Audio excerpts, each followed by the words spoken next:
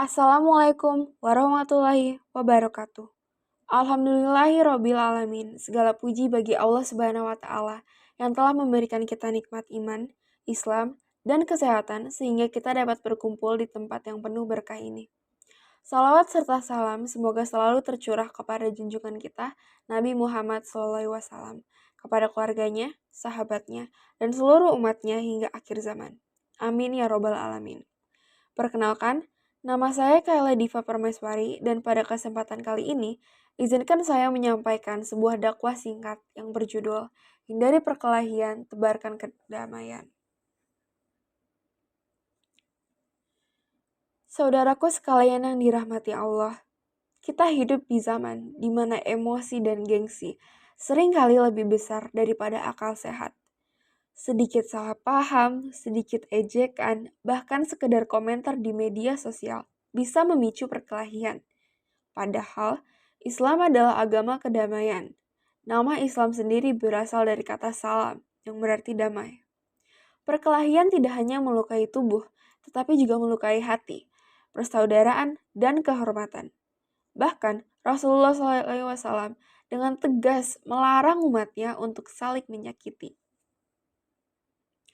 Allah Subhanahu wa taala berfirman dalam surat Al-Hujurat ayat 10.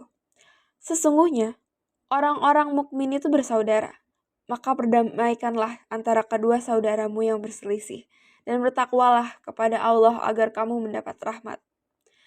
Ayat ini menegaskan bahwa setiap muslim adalah saudara dan bila ada di antara kita yang berselisih atau bertengkar, tugas kita bukanlah untuk menambah api pertikaian, tetapi untuk mendamaikan. Rasulullah SAW juga bersabda, seorang muslim adalah saudara bagi muslim lainnya. Ia tidak boleh menzaliminya dan tidak boleh membiarkannya disakiti. Hadis riwayat Bukhari dan Seorang muslim adalah saudara bagi muslim lainnya. Ia tidak boleh menzaliminya dan tidak boleh membiarkannya disakiti.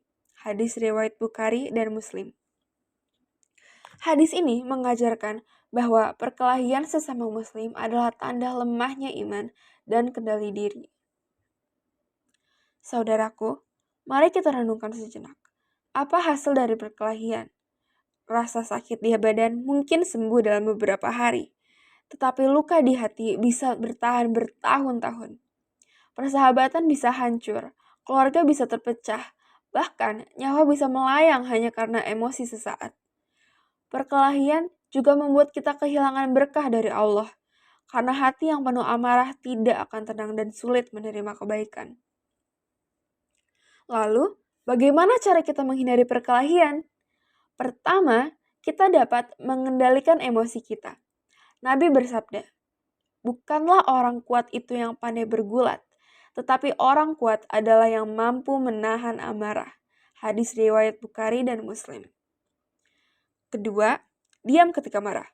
Rasulullah SAW mengajarkan, jika kamu marah saat berdiri, maka duduklah. Jika masih marah, berbaringlah.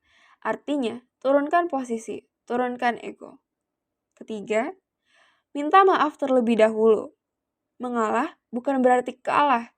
Justru, orang yang mau meminta maaf lebih dahulu adalah orang yang besar hatinya. Keempat, bergaul dengan teman yang baik. Teman yang suka memprovokasi hanyalah menambah dosa. Sementara teman yang bijak akan menenangkan dan menasihati. Saudaraku sekalian, kita semua ingin hidup tenang, damai, dan dihormati.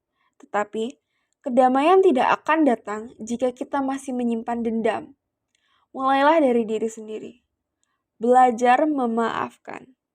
Belajar menahan amarah. Dan belajar berbicara dengan bijak.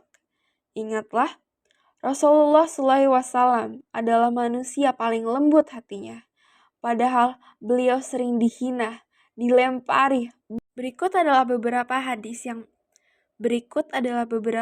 yang patut kita ketahui. Pertama, hadis tentang larangan saling menyakiti. Nabi Muhammad SAW bersabda, seorang muslim adalah saudara bagi muslim lainnya. Ia tidak menzaliminya, tidak menghinanya, dan tidak merendahkannya. Hadis riwayat Muslim. Yang bermakna, kalau kita benar-benar menganggap sesama